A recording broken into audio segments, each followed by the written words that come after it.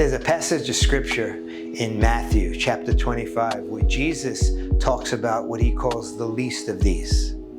And the story, it's a parable. A parable is an earthly story with a heavenly meaning. He talks to a group of people and he says, hey, I was in prison and you came to visit me. I was hungry, you gave me something to eat. I was thirsty, you gave me something to drink. I was naked, you gave me clothes. And the people he's talking to in this parable said, when? We don't remember ever doing that for you. Visiting you in prison, giving you food and drink and clothes when you needed it. We don't remember. And then Jesus says, inasmuch as you did it to the least of these, you did it unto me. There's this concept in the Bible, the least of these. People that we tend to overlook, people that we don't really notice and certainly don't appreciate. And as Christians, we're told to recognize, to be aware of the least of these. Again, not people that have less value, but people that don't command the attention that everyone else does. Some of you may be listening and say, I'm a least of these. Others of you may have least of these all around you, but you never think about it. I remember at every stage of my life and ministry as a Christian, I've had people that were unlikely to be in my life, and yet as they entered my life, I took them in. And there's all kinds of different people.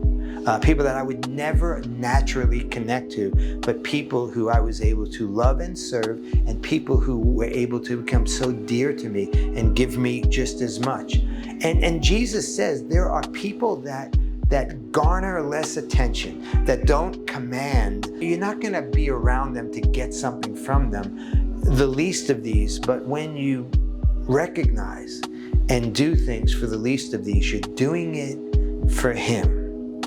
And what I've found is every one of those people has given back to me more than I think I ever gave them. And I have a friend, one of these, his name is Alex. Alex, would you come here and just stand with me?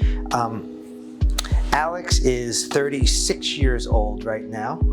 And I met Alex through his mother died just a couple of months after his birth, complications from childbirth, 2 months after. And Alex had a lot of complications, physical things, and he had to go through many, many surgeries. And I met Alex shortly before his dad, who was very sick, passed away. And we went out to a place for pizza called Campisi with a friend, and we became friends. I did his father's funeral, and I realized that Alex lived in a group home and didn't have a lot of people around him. In a sense, he was a least of these, but not in God's sight.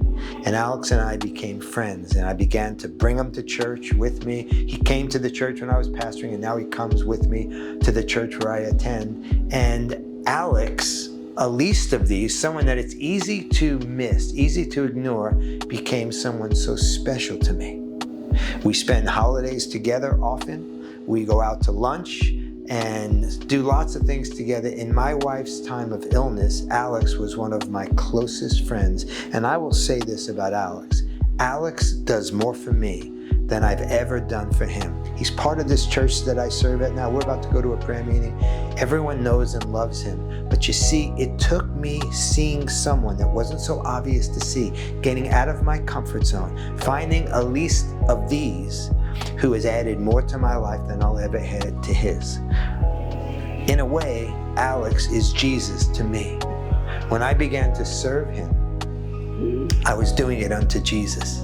And he does the same for other people. You have no idea how many friends he has, how many people he's brought to church, and how much he gives to others in love. So I want to encourage you, don't miss out on the least of these. If God has graced you with having someone or more than one person like that in your life, notice them and meet their needs, because you may be doing it unto Jesus. God bless you. Alex, say goodbye. Bye.